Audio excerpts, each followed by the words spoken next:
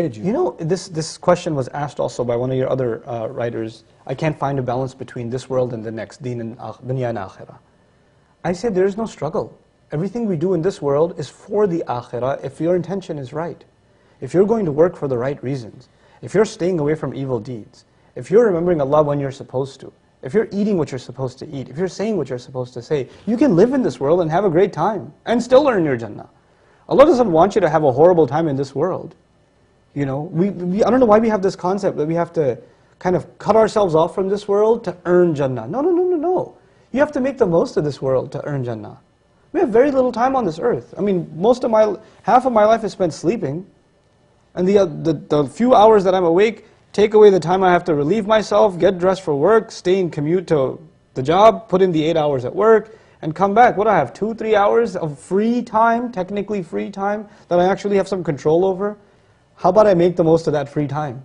You know, that could change my life. Those few hours that you have free after work, or that commute to work instead of listening to useless news, you know, about the weather and the Dow Jones Industrial Average. How about you listen to something productive in that time? Listen to some Quran, listen to something that will increase your knowledge. Listen to, you know, a good discussion that will help you understand things better. Memorize du'as at that time, do something more productive, and in your free time, do good things. Make a routine out of going to the masjid regularly. You know, every Isha, you catch every Isha. Before you start your work day, you catch every Fajr in the masjid. Add some small good routines in your life, and how much good will come out of your life is amazing. Another of your listeners asked, how can I improve my character? Step 1, do no harm. Stop doing bad things. Don't talk about adding good deeds until you get rid of bad deeds. You know? You can't talk about giving a patient medicine until you stop the bleeding first. It doesn't make any sense, you know? So you got to stop the entertainment addiction. You got to stop the watching the filth.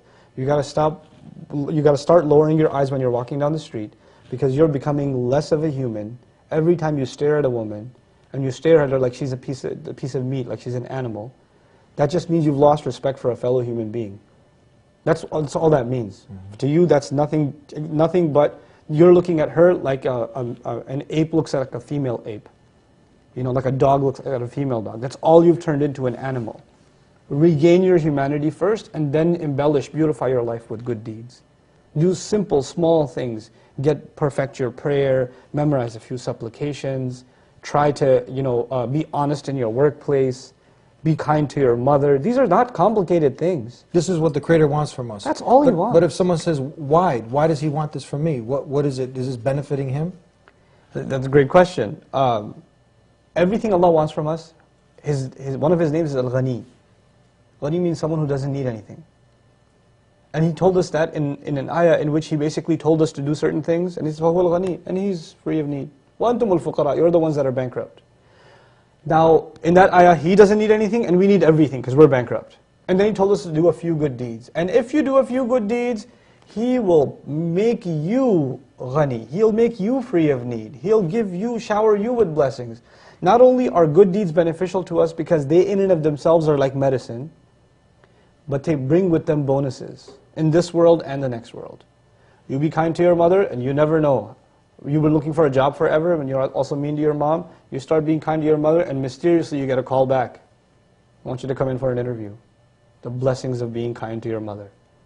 One good deed will open up other doors for you. This is what Allah does in this world. Whoever becomes conscious of Allah, يَجْعَلْ لَهُ مَخْرَجًا. He starts making doors open for them, making a way out for them. وَيَرْزُقُهُ مِنْ حَيْثُ لَا يَحْتَسِبُ. He starts providing him from where he couldn't even imagine. All because this person became conscious of Allah. Right? That's all Allah is asking us of. And He's asking us for us to make our life better. Last comment, Allah says, you know, people say, what does God want? It's a really fundamental question. What does God want? There's a few ayat that tell us the answer. One of them is, يُرِيدُ اللَّهُ لِيُخَفِّفَ عَنْكُمْ وَخُلِقَ الْإِنسَانُ ضَعِيفًا. Allah wants to lighten your burden. And the human being was created weak. You think you're making your life easier by partying? You're making it harder. I want ease for you. I want to take the burden off of you. You just don't understand it. You're too weak.